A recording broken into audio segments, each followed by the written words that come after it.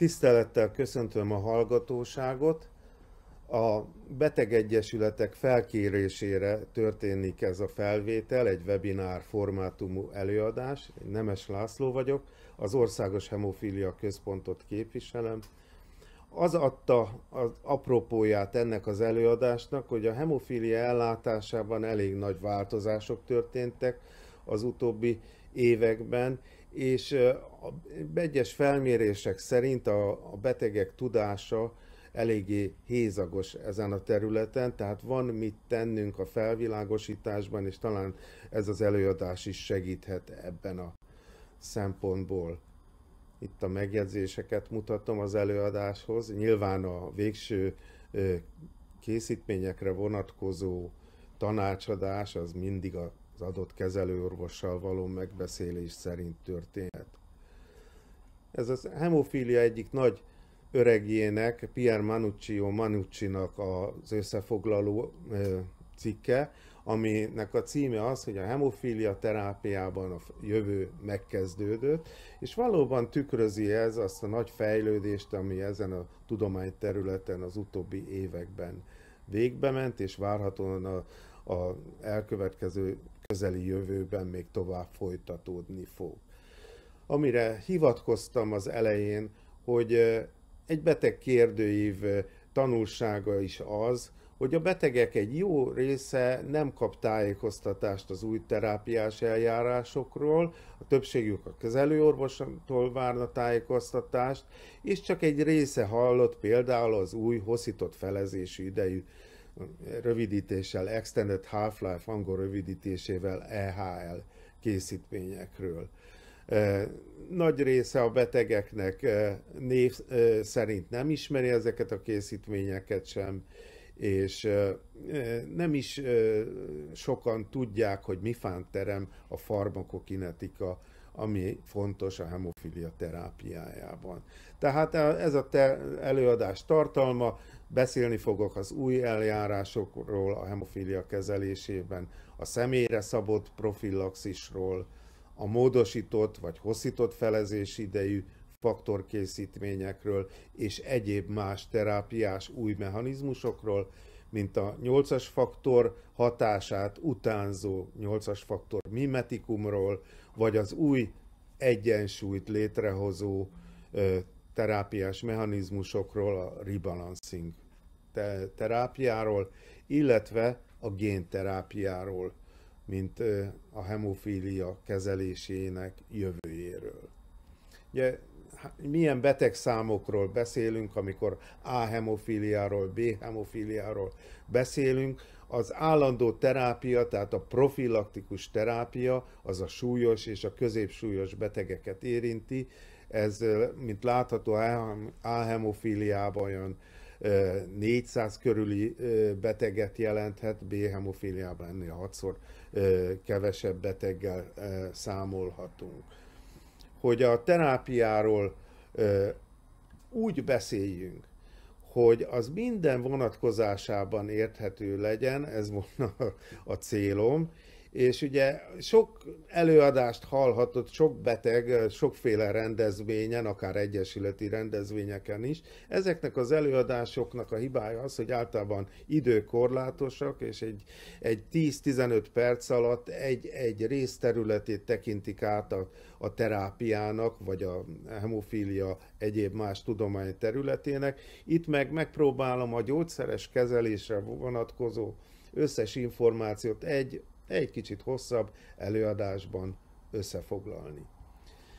Ugye a hemofília terápiája szempontjából érdekes, hogy egy adott génhiba okozza, az A és a B hemofíliát is.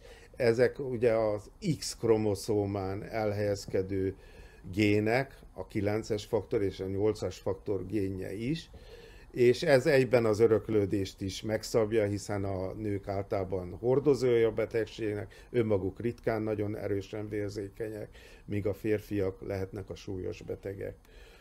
A 8-as faktor génje van az ábrán, ami az egyik legkomplikáltabb emberi gén, egyik legnagyobb génterület az emberi genomban, és sokféle átíródó és át nem íródó szakaszból áll. Végül is a súlyos hemofília felét egy azon génmutáció okozza, tehát elég homogén a mechanizmusa a súlyos hemofíliának.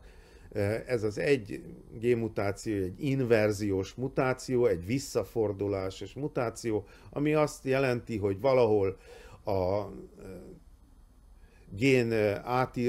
a gén megkettőződése során történik egy olyan hiba, hogy az egyik fele normális irányban íródik át, a másik fele pedig fordított irányban. A képződött végtermék nem tud értelmes fehérjét létrehozni, és ez a létrejövő géntermék nem tud kilépni a termelő endotil sejt, a termelő érfal sejtből, és ezért 1% alatti 8-as faktor aktivitást okoz ez a mutáció.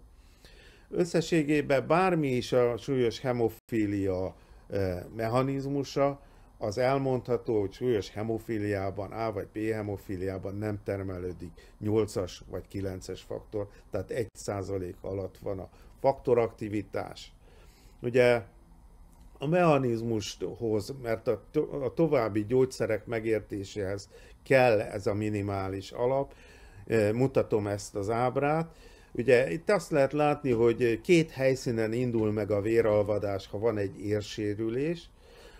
A végső alvasztó enzim az a 2A-val jelzett trombin enzim, ami az aktivált vérlemezke felszínen termelődik nagy mennyiségben. Ha nincs hemofília, akkor így néz ki a folyamat ábrája. Ha viszont vagy itt, mint a jelen ábrán, hiányzik a 9-es faktor, ugye B hemofíliában, akkor ott a trombocita felszínen, vérlemezke felszínén az igazi nagy trombin képződés, az alvasztó enzim képződése nem történik meg. Tehát ez a mechanizmusa egy adott fehérje hiánya okozza a véralvadási defektust, a súlyos vérzékenységet. Ugyanez a A hemofíliában ott a 8-as A-val jelzett kis box hiányzik, és ezért nem termelődik a trombin, ami az alvasztó enzim. Ugye rögtön jelzi ez az ábra, hogy más módokon is be lehet ebbe az egyensúlyba avatkozni, tehát például, ha tudnánk olyan valamilyen ellenanyagot termelni, ami a 8-as faktorhoz hasonlóan ellátni képes a funkcióját, akkor az a mimetikum mechanizmus, ami csak utánozza a 8-as faktor funkciót, illetőleg például, hogyha leveszünk egy gátló mechanizmust, a TFPI, ott az ábra bal felső szélén, akkor az is helyrehozhatja az egyensúlyt, mert egy gátlófaktor kikapcsolásával a véralvadási zavar korrigálható. De ez már a második felére vonatkozik az előadásnak. Tehát az alapvető kezelési lehetőségünk a korai időszakban, mostanáig az, hogy ezt a hiányzó egy darab fehérjét, ami egy génbia miatt hiányzik, faktorpótlással pótoljuk. És ezt ugye a normál véradók véréből kitisztított 8-as vagy 9-es faktorral tehetjük meg. Tehát ez a kezelés központi dogmája volt, nem volt más lehetőség a kezelésre. Ezek a plazma eredetű tisztított készítmények kifejlesztéséhez vezettek, és ezeket már intravénásan be lehetett adni a hemofíliás betegek számára. Ha beadunk 8-as faktort a betegek számára, akkor ez történik, mondjuk 50 egység per testsúlykilogramm 8-as faktor beadása után a jobb oldali diagram szerint megemelkedik a faktorszint, és lehet látni, hogy az idő múlik az X-tengelyen, 6, 12, 18, 24, 36 óra múlva, 48 óra múlva mennyi marad benne a keringésben ebből a 8-as faktorból. Ez egy jellegzetes alapú görbe, kezdődik egy recovery-vel, amennyi beadunk a vénába, és az ott is marad a vénába, és aztán ahogy kivonódik a keringésből, megy lejjebb a faktorszint. Azonban a jobb ábra azt is jelzi, ez 2000 fölötti ember vérmintáját tartalmazza, hemofíliás beteg vérmintáját tartalmazza, értékeit tartalmazza egy adott 50 egység per testsúlykilogrammos beadás után, hogy fölmegy 100-150, majdnem 200% fölött is vannak. Egy-egy pont egy-egy beteget jelez, egy-egy beteg értéket jelez. Tehát óriási szórás van még így is a beteg eredmények között. Ezt majd a farmakokinetikai részben fogom tovább részletezni. Most itt az legyen nekünk tanulság, hogyha két normális hemofíliás betegnek ugyanazt a mennyiségű, az ábra bal ábrán is látszik, 50 egység per testsúlykilogramm 8-as faktort beadunk, van egy rövid fél életidejű, de még nem inhibitoros beteg, de akinek kedvezőtlen a farmakokinetikája, annak 1% alá a nullára visszamegy 50 órával a beadás után, míg a másik betegnek, akinek még szintén normális a felezés ideje, de kedvező felezés idejű, akár 59 órával később, 110 óránál megy le csak nullára. Tehát óriási szórás van, és ezért kell a személyre szabni a hemofíliás betegek profilaktikus kezelését többek között. Ugye, amikor elkezdődött a faktorkészítményeknek a koncentrálása, sok-sok véradó véréből állították elő ezeket, előtérbe kerültek a vérrel átvihető fertőző betegségek, nagyon sok volt még az allergiás reakció, még nem voltak annyira tisztítva ezek a készítmények. Ezeken a tudomány mostanra átment, megoldotta ezeket a problémákat, vírusinaktiváló lépések is be vannak iktatva a termelésbe, illetőleg hát csak a tiszta 8-as vagy 9-es faktor készítmény került, tehát nagyon nagy a fajlagos aktivitása a készítményeknek. Két megoldandó probléma maradt, ami pirossal van jelezve az ábrán.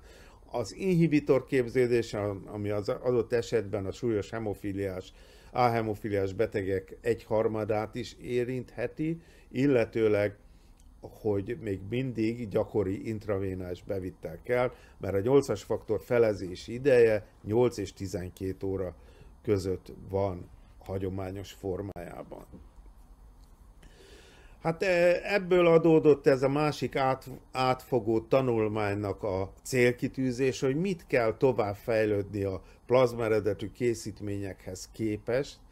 Faktorpótló kezeléssel képeseknek kellene lennünk minél inkább normális faktorszintek elérésére az idő minél nagyobb tartományában, tehát effektív megelőző kezelést tudunk biztosítani a vérzés ellen, kényelmesek legyenek ezek a kezelések, ne kelljen nagyon sűrűn szúrni, adott esetben lehessenek szubkután adagolási formák, és a végső cél pedig az, hogy mivel tudjuk, hogy milyen a normális gén struktúrája a 8-as vagy a 9-es faktornak, ezt a normális gént valahogyan úgy bejuttatni az emberi szervezetbe, a hemofíliás beteg szervezetébe, hogy az tartósan, mellékhatás nélkül adott szinten tudja termelni saját maga a normális 8-as faktort vagy 9-es faktort. Miért fontos ez? Nyilván az egyik vezető tünete a hemofíliának az az ízületi károsodás, a mozgásszervi következmények, amelyek nagyon súlyosak, súlyos hemofíliába kezelés nélkül. Állandó profilaxis tudja ezt csak megelőzni, hiszen már egyetlen egy ízületi vérzés, ha súlyos vagy többszörös ízületi vérzés, ha bekövetkezik, elindít egy ördögi kört, az ízületi nyálkahártya, porc és végső soron a csont destrukciójához és mozgáskorlátozottsághoz vezető ördögi kör ez. És ezt meg kell szakítanunk, és lehetőség szerint nulla ízületi vérzés gyakoriságot kellene elérnünk a hemofíliás betegeknek, hogy egyáltalán a mozgásszervi károsodás ne érje őket az életük során. Tehát ebben tehát nagyon nagy jelentősége van a hemofíliás terápia követésében, hogy az milyen hatásos, vagy mikor gondoljuk arra, hogy intenzifikálni kell, vagy változtatni kell, hogy milyen a vérzési ráta. Hát ugye ez legegyszerűbb egy hosszabb periódus éves vérzési rátáról, ugye megint az angol rövidítéssel ABR-ről beszélünk. De az sem mindegy, hogy az adott vérzés csak egy nagyobb ütésre, traumára jön elő, vagy spontán jelentkezik.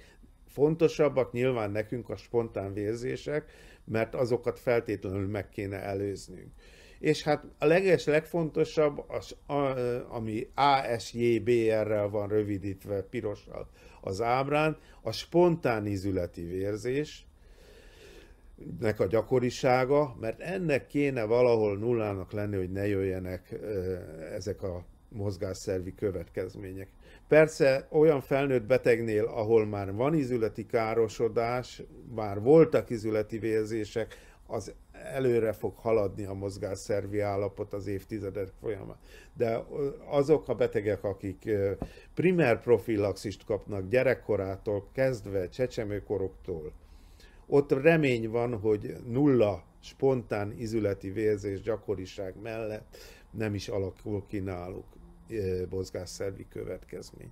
Ugye a célüzelet az már azt jelenti, hogy egy adott izületben egy rövid féléves időszak alatt 3-szor is van bevérzés, és azt fontos nézni, hogy ezek eltűnnek-e, ki lehet-e hűteni egy jó profilaktikus kezeléssel azt a célizületet, amikor már ilyen sűrűséggel nem fog vérezni. Hogy legyen egy képi megközelítésünk is, Barta Lajos kollégám, ortopéd szakorvos kollégámnak mutatom itt a artroszkópos képeit az ő engedélyével, ugye az egészséges nyálkahártya a bal oldalon, és a hemofíliás, duzzadt, erezett, hipertrofizált, úgy mondjuk izületi nyálkahártya. Látjuk, hogy kesztyű újszerűen megvastagodott nyálkahártyáról beszélünk. A bal oldalon az épporc fotója szerepel, és az izületi károsodás hemofíliában ilyen töredezettséget okozhat az izületi porcban. Na most azt a fogalmat még bevezetném, hogy nem csak a manifest, tehát a beteg által érzett, akár az orvos által látható duzzanattal, melegséggel, mozgáskorlátozottsággal, fájdalommal, feszüléssel járó izületi bevérzés tud hemofíliában artropátiát létrehozni, mindazt, amit mutattam, hanem szubklinikus vérzések, kisebb vérzések, mikrovérzések is lehetnek, és ezeket is csak intenzív profilaxissal lehet megelőzni.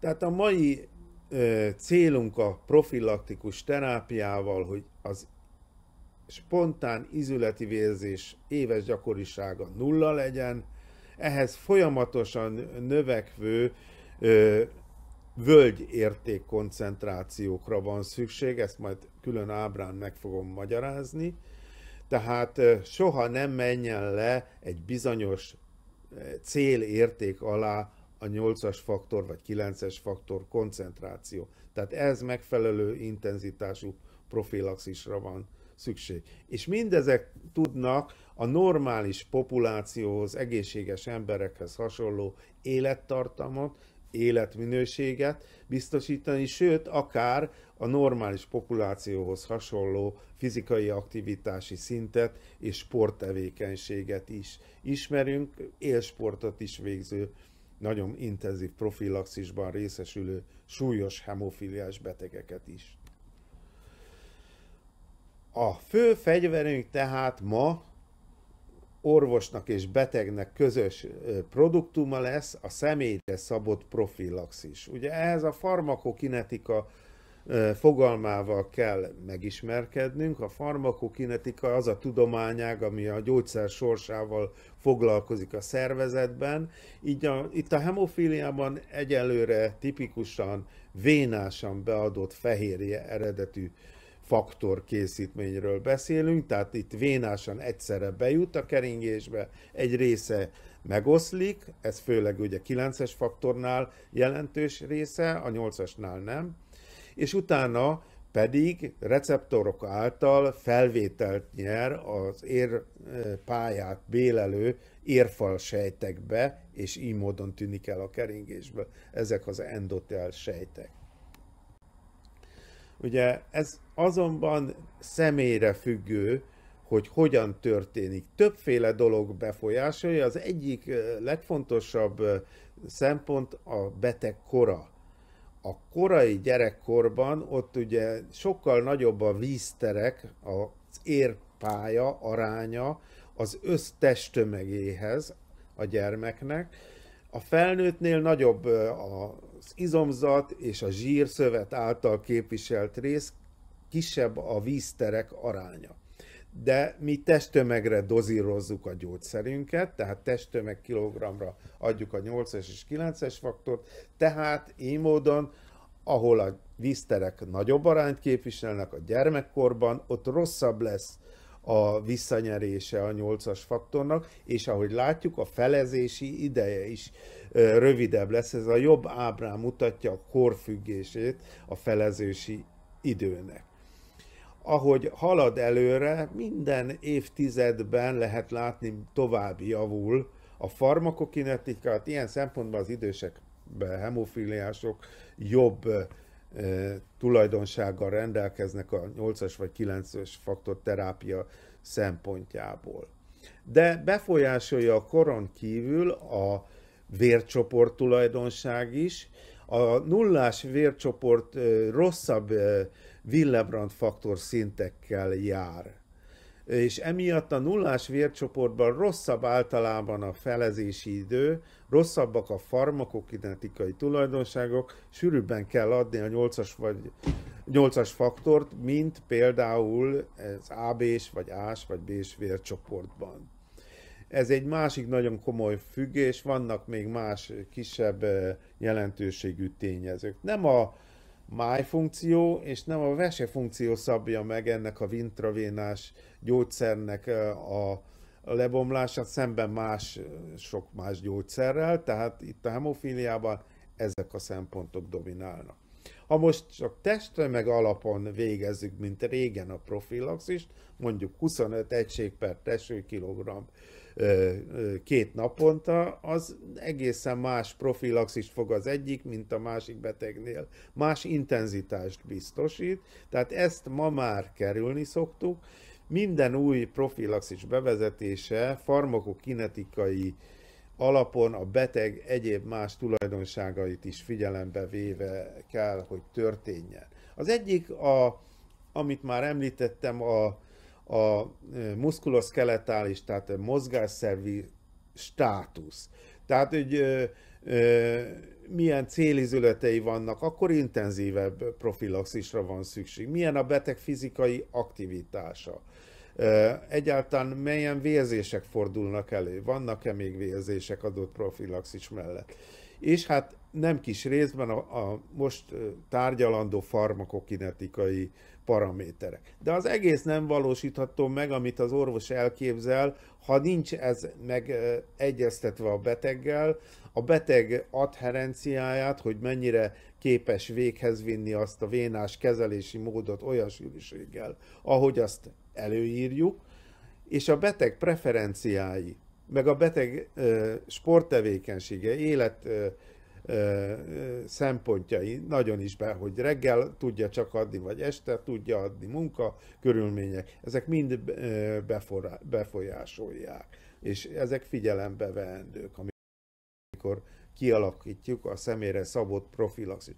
Ha most a farmakokinetikai részét nézzük, ugye így néz ki még egyszer ismétlésképpen, ha beadunk mondjuk 50 egység per testsúlykilogramm 8-as faktort, akkor fölmegy ott 100%-ra a csúcsnál, ez a fél óra alatt ugye elkeveredik a vérben, és akkor már egy csúcskoncentrációt mérünk. Ezt mindig meg szoktuk határozni. Ez nagyon fontos, hogyha van egy nagy vérzés, akkor optimális magas csúcskoncentráció, vagy ha nagy műtétre kerül a sor, akkor is fontos, hogy milyen a csúcskoncentráció.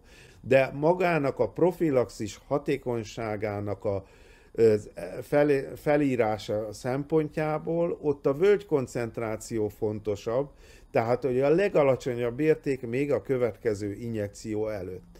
Mert ugye ebben a legalacsonyabb értéktartományban következhetnek be spontán, vagy kisebb traumák hatására vérzések. Tehát ezt kell olyan magasra tekernünk, hogy még a beteg végre tudja hajtani azt a fajta profilaxist, ahol a völgyérték jó, és nem vérzik be, és alkalmazni tudjuk ezt a fajta megtervezett, személyre szabott profilaxist. Hogy mérjük aztán, hogy mennyire hatásos ez a profilaxis. Ugye régen egyetlen lehetőség lett volna, hogy egy ilyen görbét megalkossunk személyre szabottan egy betegnél, hogy 10-12 alkalommal 2-3 nap alatt vért vegyünk, és ebből tudtunk volna görbét rajzolni. Ma már a számítástechnika a Bayes módszerek szerint olyan farmakokinetikai modelleket teremtett, amelyek ugye úgynevezett populációs alapúak, tehát sok-sok 100 000 hemofíliás hasonló gyógyszerrel levő beteg eredményét összesítve jósolja meg az adott betegnek a görbéjét. És ehhez elég gyakorlatilag 2 vagy 3, esetleg 4 ilyen vérminta vétel eredmény. Ugye amikor beadunk egy készítményt, akkor mindig rendelkezésünkre áll egy völgyérték, tehát a profilaxis során megelőzően beadott készítmény időpontját tudjuk, lesz egy völgyértékünk, lesz egy maximális csúcsértékünk fél óra múlva, adott esetben fontos még egy 3-4 óra körüli érték is, és legyen egy érték, ami egy kicsit későbbről, hagyományos felezés idei készítménynél 24 órá múlva mondjuk, hosszított felezés idei készítménynél mondjuk 48 óra múlva, körülbelül 48 óra múlva levett érték. Tehát valójában a mi mai gyakorlatukban nincs szükség erre a teljes 10-12 mintavételre, teljes PK-ra, hanem megvan nekünk a maximális érték, ez a recovery, amennyire fölmegy az adott gyógyszertől a faktorszint, van a völgyértékünk, ez a trough angolul, ez ami tudjuk, mert tudjuk, hogy mikor adta az előzőt, és hasznos lehet még akár több különböző vizitből származó, de pontosan tudott 3, 12 és 48 óra közötti érték valamelyike is. És így csináljuk ma a farmakokinetikai vizsgálatokat. Ez az a módszer, amit említettem, amivel tudjuk modellezni, ez a VAPS módszer, aminek alapító centruma a mi centrumunk is. Ez a rendszer, ez a McMaster Egyetem Kanada Hamilton városában levő rendszer egyébként, és itt például arra van lehetőségem, ha ezzel a módszerrel meghatároztuk a beteg egyéni farmakokinetikai görbéjét, akkor adott dózist beüthetünk egy kívánt völgyértéket, vagy beüthetünk egy adagolási gyakoriságot. 3-ból 2-t üthetünk be, és akkor meghatározza. A leggyakrabban azt szoktuk beütni, hogy milyen dózis gondolunk, és milyen gyakoriságot gondolunk, ami a beteg által kivitelezhető, és akkor erre megadja a modelljét, a kezelési modellünket, és akkor látni fogjuk, hogy megfelelő a völgyérték, ha nem megfelelő a völgyérték, akkor módosítunk. Hát a dózis emelés ilyenkor kevésbé célra vezető, ilyenkor általában a frekvenciáját, a beadások gyakoriságát kell növelni. Tehát ez ennek a modellnek a működése, de ezt meg is mutatom egyetlen egy betegemnek a példáján. Ez a beteg azért nevezetes, mert ugye 82-ben született, már régóta kezelem én, de ő gyerekkortól a szülei áldozatos tevékenysége miatt, már akkor, amikor a krió volt csak, amivel kezelni lehetett, és csak a kórházban, folyamatos profilaxist biztosítottak, tehát ő egy szekunder gyerekkori profilaxisban részesült, és ennek következtében gyakorlatilag majdnem élsportolóvá vált, és nagyon komoly sporttevékenységet tudott végezni, jó viszonylag a mai mozgástervi státusza is mérsékelt könyök és boka artropátiával, de nagyon jó általános mozgásszervi állapottal. Ő ahhoz, hogy ez a profilaxist hagyományos felezés idei készítménnyel, aminek a felezés ideje az ő esetében 10 óra fölött van, ezzel normális 3% fölötti völgyértéket tudjon elérni, ahhoz 45 egység per testsúlykilogrammban, ez nála 4000 egységet jelent, minden másnap kellett, hogy injekciózza magát normál felezési idejű rekombináns készítménnyel.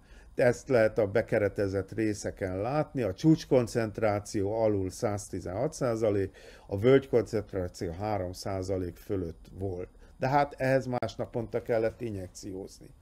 Amikor lehetőségünk volt hosszított felezés idei készítményre váltani, tesztdózist kaptunk, az 4500 egység, 49 egység per testsúlykilogramm volt a hosszított felezés idei készítményből, és 14 órás felezési időt lehet, tehát hozta az 1,4-szeres hosszabbítást a hosszított felezés idejű készítmény, és emellett minden harmadik napi kezelést írtunk elő. Ezzel, ha modelleztük a rendszeren, azt lehet látni, hogy 164% a csúcskoncentráció, és 3% fölött 3,8%-os a völgykoncentráció, de emellett még évente azért 2-3 áttöréses spontán vérzés előfordult a betegnél, és ekkor úgy döntöttük, hogy finom hangolással megpróbálunk egy picit gyakoribb alkalmazást, ez a hagyományos klasszikus hétfő, szerda, pénteki, hetente 3-szori adagolás volt, ugyanazzal a 4500 egységes dózissal, és itt azt lehet látni, hogy itt már egy kicsit jobb egyenletesebb a megoszlás, 113% a csúcs, és 4% a völgykoncentráció, és itt már vérzésmentessé vált a beteg. Hát mikor végzünk ilyen PK vizsgálatokat? Nyilván készítményváltás előtt, hogy tudjuk, hogy milyen az előző készítménnyel a PK, ez egyébként a finanszírozó NEAK-nak egy előfeltétele is, és a készítményváltás után. Itt azért említem meg, hogy annyira fontos, amikor ilyen innovatív készítményre, új készítményre próbálunk váltani, hogy megfelelő minőségű profilaxison kell lenni a betegnek ahhoz, hogy kedvező döntés reményében fordulhassunk a NEAK felé.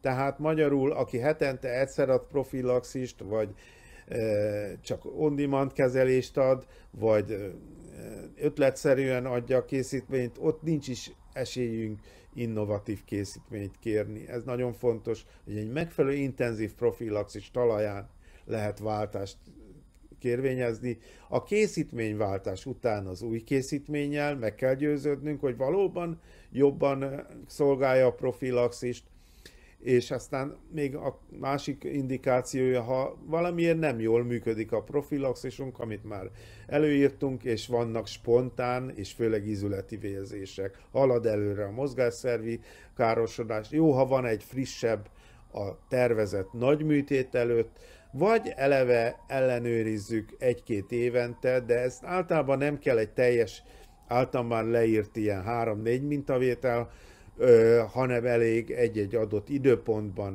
mért 8-as faktormérést összevetni a korábbi VAP szerinti görbénkkel, mert hiszen az a fontos, hogy tudjuk, hogy mikor adta be pontosan a készítményt, tehát az számít az óra, hogy mennyi időt telt el a beadás után. Ennek kell pontos értéknek lenni.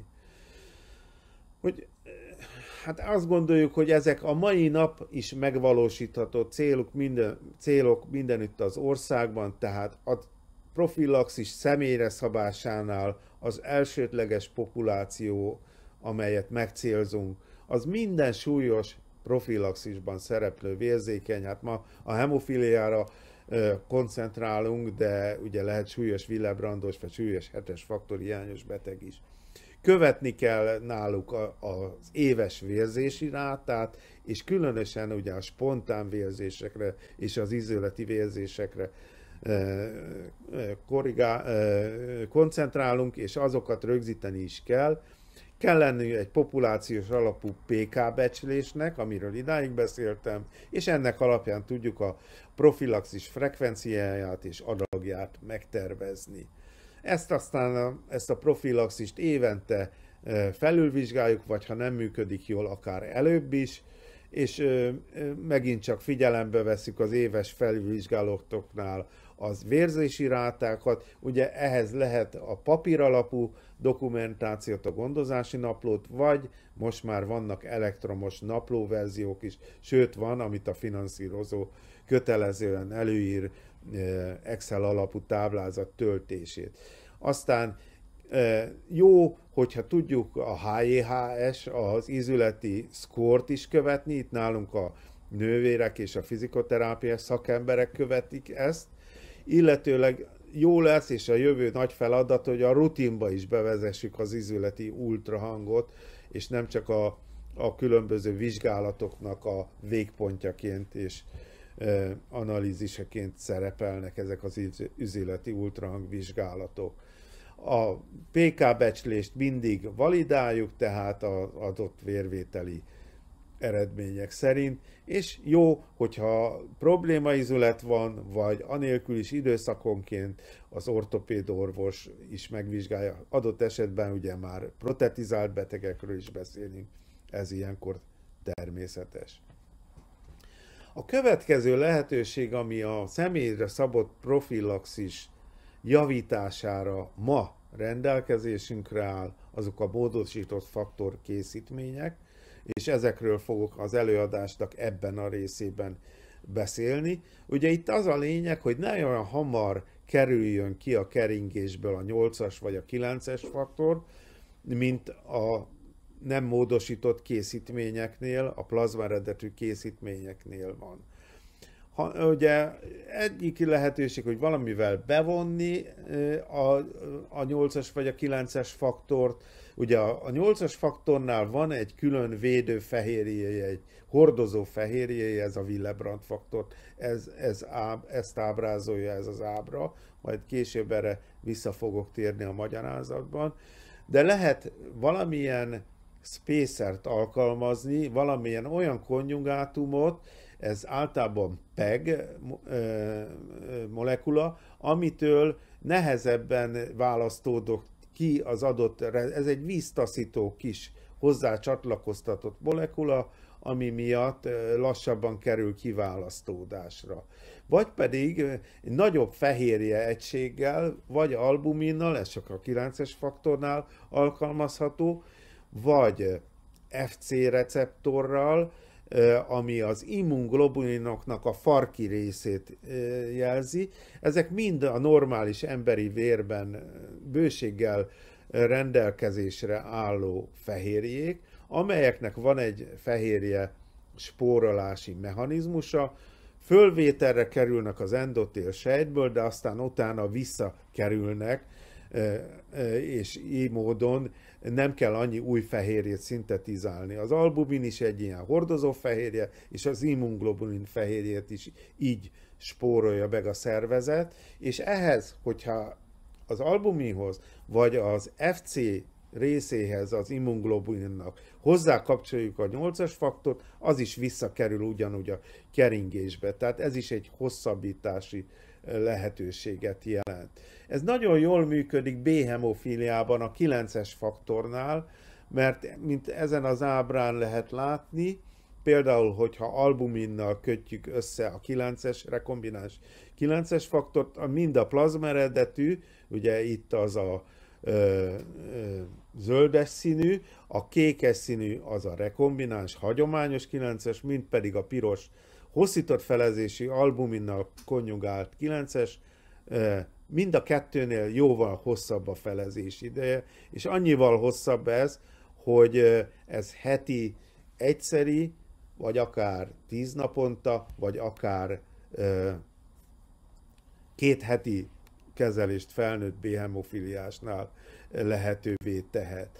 Ugyanez vonatkozik, ha azzal a PEG molekulával kombináljuk a 9-es faktort, itt is 5-szörös féléletidő hosszabbítást lehet elérni, és ez már, még egyszer mondom, akár heti egyszeri, az ábra jobb oldalán lehet látni, vagy akár 14 napos, vagy 10 napos adagolási módot tesz lehetővé, tehát itt 3 és 5-szörös felezési idő hosszabbítást lehet elérni. A ábra bal oldalán a 8-as faktor van, ott pontosan az a Willebrand faktor hordozó fehérje szab gátat a további hosszabbításnak. Itt csak egy 1,5-szeres hosszabbítás érhető el, mert utána életbe lép a hordozó fehérjének a felezés ideje, ami 18 óra. És azt már nem hosszabbítja meg. Tehát amikor a Willebrand faktor, mint hordozó fehérje rajta ül a 8-as faktoron, akkor 18 óráig lehet, tehát ez egy 1,5-szeres hosszabbítás érhető el a hagyományos hosszított felezés idejű készítményekkel. Hogy ez hogy működik a mi gyakorlatunkban, itt az első betegek, akik hosszított felezés idejű készítményt kaptak.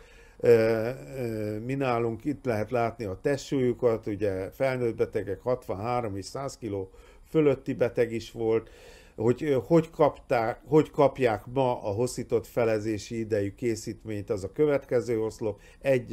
Néhány beteg 3,5 naponta, tehát 2-szer egy héten, a betegek többsége 4 naponta kapja a hosszított felezés idejű készítményt. Itt lehet látni a csúcskoncentrációt, amit el lehet érni ilyen gyakori hosszított felezés idejű profilaxissal, az ugye 100% körül, 143 a csúcs. A völgy koncentráció az 2%-tól 5,7%-on volt itt az első betegeinknél, most már ugye jóval több beteg van hosszított felezés idejű készítményen, és a cél az, hogy minden beteg, aki profilaxisra szorul, ilyet kaphasson, hosszított innovatív készítményt.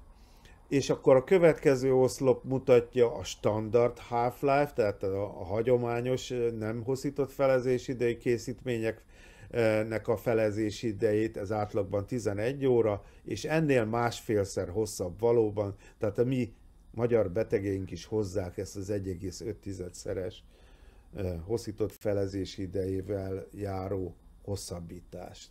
Ami nagyon fontos adott esetben az életminőség, a profilaxis intenzitása szempontjából. Ugye más persze egy kicsit a NEAK, a finanszírozó szempontja, ott mindenképpen az elvárás, hogy költséghatékony legyen. Nyilván az innovatív készítmények egységnyi ára az magasabb, az ott esetben ne legyen felhasználás növekedés az újabbal, hanem inkább felhasználás csökkenés legyen, mert hiszen ezek hosszabb ideig vannak a keringésben. És a betegek többsége, ahogy az előbbi ábrán mutattam, ennek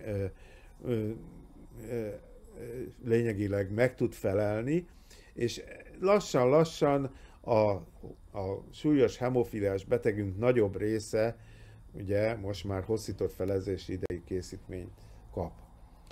Van egy új fejlemény a 8-as faktor pótlásában, egy új generációs, vagy második generációs, vagy ultra hosszú felezési idejű készítmény is már a klinikai bevezetés stádiumába került Európában, és megindult az engedélyeztetése a magyar piacra is. Tehát 2026-ban talán várható lesz egy olyan készítmény, amelyik abba különbözik, ez is intravénás 8-as faktor injekció, ugyanúgy rekombináns 8-as faktoron alapul, de egyrészt rajta van az immunglobulin farki rész, az FC rész, amit már egy készítménynél mutattam, másrészt van rajta egy ilyen víztaszító kis felhő, az az X10, az is egy polipeptid, tehát egy természetes lebomló anyag, és egy harmadik fontos eleme van ennek a dizájnnak, ami a hatás szempontjából döntő, és ez pedig a Willebrand faktornak egy pici kis töredéke oda be van helyezve a C1-C2 doménra, ez a D-vesző D3 domén pirossal van az ábrán jelezve. Ez úgy működik, mint ahogy a konnektorba bedugott gyermekvédő kis dugó, nem engedi, hogy a saját Willebrand, ugye hemofíliában csak a 8-as faktor nem termelődik, azt külsőleg adjuk be, de hogy beadjuk, azonnal a saját carrier fehérjéje, a Willebrand faktor rákapcsolódna. És akkor létrejönne ez a tető, a másfélszeres hosszabbodásnak a teteje. Ez küszöböli ki ez a konnektorvédő, hogy így mondjam, amelyik bedugja azt a részt, ahol a hemofiliás beteg Willebrand faktora hozzákapcsolódna. Így módon ez a 18 órás felezési idő ez növelhető ezzel a design résszel, és ezt mutatja majd a jobb oldalon levő ábrarész. Ugye az egyik, itt bordóval jelölt 11 órás felezési idejű hagyományos standard Half-Life rekombináns készítmény, a másik egy hosszított felezési idejű rekombináns készítmény 15 órás felezési idővel, és itt van ez az új generációs, vagy második generációs hosszított felezési idejű készítmény, a 43 órás, tehát 3-4-szer hosszabb a felezési ideje az eddigi gyógyszerekhez képest, és ez, ha megnézzük az ábrát, felnőtt betegeken nézték ezt, felnőtt súlyos hemofiliás betegeken, ugyanaz a dózis, 50 egység per testsúlykilogramm, azt lehet látni, hogy még 4 nap után sincs a hemofiliás tartományban a 8-as faktor szint, tehát 40% fölött van, tehát hétfőtől csütörtökig nem hemofiliás az illető, tehát akár műteni is lehet, sérülés is szenvedhet, és utána is a következő beadás előtt, tehát a 7. nap végére a völgykoncentráció is 15% fölött van, ami nagyon magas aktivitást jelent, ami nagyon nagy védelmet jelent a profilaxis során. Ennyit akartam a hagyományos pótlókezelésről, szubsztitúciós kezelésről ma elmondani, és most már egy kicsit a jövőbe is tekintve fogok beszélni egyrészt a mimetikumról. Ez a mimetikum, ez azt jelenti, hogy itt nem is 8-as faktor beadásáról van szó, hanem a 8-as faktor mechanizmusát utánzó valamilyen gyógyszerről. Ugye ennek az a lényege, hogy a 8-as faktor az egy aktív enzimet, a 9-es aktivált faktort kell, hogy összehozza, hogy katalizálja a reakciót, hogy kellő mennyiségű trombin képződjön, a 10-es faktorral kell, hogy összehozza. Ezt úgy hozza össze, hogy mind a kettőhöz kapcsolódik, és akkor egy olyan tér alakul ki, ahol létre tud jönni ez a reakció. Tehát a 8-as faktor ilyen értelemben önmaga nem is egy aktív enzim, hanem egy katalizátor, ami képes összehozni ezt a két résztvevőt, az aktív enzimet, az aktivált 9-es faktor, és a szubsztrátot, az pedig a 10-es alvadási faktor. Na most ez az a trükk, amit egy úgynevezett bispecifikus ellenanyag, tehát egy olyan, mint egy emberi ellenanyag, az egyik karján képes megkötni az aktív enzimet, a 9-es faktort, a másik karjával meg tudja kötni a 10-es szubsztrátot, és ez az az ellenanyag, ami képes a 8-as faktor funkciót részben utánozni. Másik ábrán is mutatom fölül, ahogy ezt a reakciót létrehozza a 8-as faktor, és hogyan hasonlóan bizonyos mértékig létre tudja ez a bispecifikus ellenanyag is hozni. Tehát ez a mai gyakorlatunkban már működik, ahol inhibitorok miatt nem lehet 8-as faktort adni, tehát az inhibitoros A hemofíliában, és ebben piacra került Magyarországon ez a készítmény, és szintén szóba jön a továbbiakban a piacra kerülése a nem inhibitoros A hemofíliában is. Profilaxisra alkalmas, szubkután kezelésről van itt szó. Ezek az ellenanyagok heti egyszer, vagy 2 hetente egyszer, vagy 4-szer, vagy 4 hetente egyszer, tehát havonta egyszer szubkután, hasfali vagy bőr alá adott injekcióval bejuttathatók. A másik mechanizmus, amit meg kell említenünk, ha az új klinikai vizsgálatokról van szó, az pedig egy új egyensúlyi állapot létrehozása hemofíliában. Ugye így néz ki a normál, egészséges emberekben az egyensúlyi állapot, ugye jobbra vannak a véralvadási faktorok, prokoaguláns faktorok, más szóval, és a bal oldalt pedig az alvadásgátló faktorok, vagy az alvadás inhibitorai. És ott van az antitrombin és a TFPI pirossal jelezve, ezeket lehet a mai klinikai vizsgálatokban, ezeket manipulálják, tehát ugye hemofíliában a normális egyensúlyi állapothoz képest, mivel itt hiányzik mondjuk a 8-as faktor, ugye levettem, akkor elborul a normális egyensúly a vérzékenység irányában, és ez okoz klinikai problémát.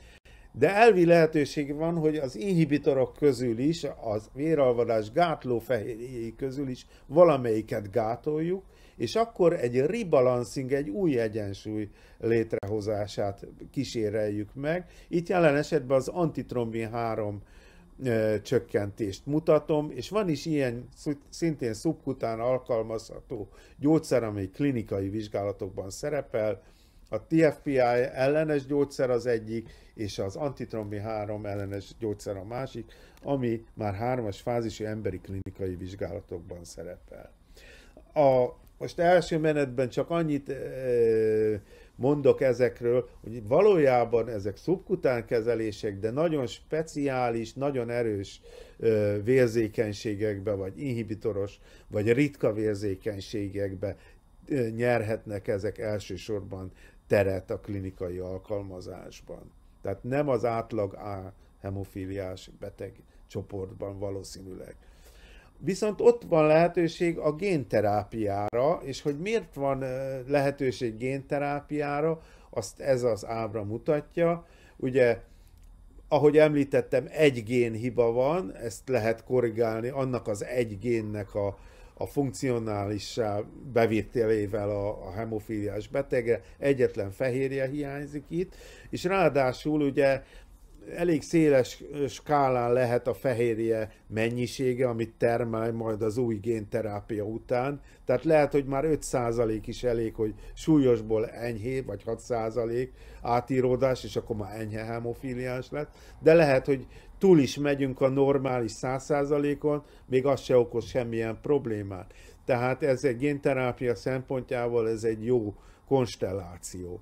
Azon kívül szintén jó, hogy vannak állatkísérletes modelljeink a génterápiára, tehát van olyan úgynevezett KO egér, ahol ki lehet lőni a 8-as vagy a 9-es faktor gént, tehát ugyanúgy vérzékenyek lesznek, mint hogy genetikusan az embernél hemofíliás valaki. Vagy ismert hemofíliás kutya, egy beagle kutyafajta Kanadában elsősorban kísérletekben használható. Az eredményesség monitorizálható, ugye tudjuk mérni a faktorszinteket, tehát rögtön látjuk, hogy egy génterápia hat vagy nem hat, és hát kevés génexpresszióval teljes gyógyulást lehetne létrehozni. Ugye sokféle, a génterápia lényege ugye az, hogy tudjuk, hogy milyen a normális 8-as faktor, az klónozva van, az be tudunk valamilyen vírus vektorba juttatni. A vírusvektor azt jelenti, hogy kibelezzük azokat a részeket a vírusból, amelyek a vírus saját osztódásához, fertőző képességéhez szükségesek. Olyan dolgok, csak azt tesszük bele, amit mi be akarunk juttatni, jelen esetben mondjuk a 8-as faktor gént belecsomagoljuk, olyan iránymutatóval lássuk el, hogy egy adott sejtbe, mondjuk jelenleg ez a májsejt, abba jusson bele ez a vírus, vénásan beadjuk a vírusvektort a megfelelő normális A-hemofília génnel, 8-as faktor génnel, és akkor az eljut a májba, és ott elkezdődik a májban az integrálódása, és ott a 8-as faktor termelődést. Ez egyszeri infúziós kezelés. És ezek után lehet az eredményt várni. Mai két már klinikailag hozzáférhető, engedélyezett génterápiás módszer 1A és 1B hemofiliában az adeno-asszociált vírussal történik, mert ez nem is az emberi géntörzsbe, hanem a sejtmagba külön nem integrálódva jut el, és ez egy nagyobb biztonsági rendszabály. Azon kívül az adeno-asszociált vírus, hogy mondjam, kibelezetlen korában sem fertőzőképes, tehát emberi fertőzést nem okoz. Viszont a probléma vele, hogy a nátha vírus egyik vírusával, az adenovírussal együtt bejut azért a szervezetbe, önmaga nem okoz betegséget soha, de nagyon nagy része a felnőtt embereknek már immunizált. Tehát már ezzel a vírussal találkozott, tehát nem mindenkinek adható ez a vírus vektor, mert azonnal neutralizálja, kilöki a szervezet immunvédekezése. Hogyan? Tehát a mai génterápiás kísérletek elsősorban adeno-asszociált vírussal és máj átíródással, máj célsejttel történnek. Ugye a 80-as években ismertük meg ezt a 8-as és a 9-es faktorgént, először ugye egér és kutya modelleken sikerült átíródást elérni, meggyógyítani például a KO egereknek a hemofíliáját. Majd a 90-es évektől első hulláma volt az emberi kísérleteknek, itt azonban csak átmeneti átíródás volt, újra vissza kellett térni a faktorkészítményebre. A utána levő hullámban inkább a B hemofíliában sikerült eredményeket elérni, de ott is probléma volt, hogy immunizáltság jöhetett létre, és elmúlt a gének átíródása egy idő után.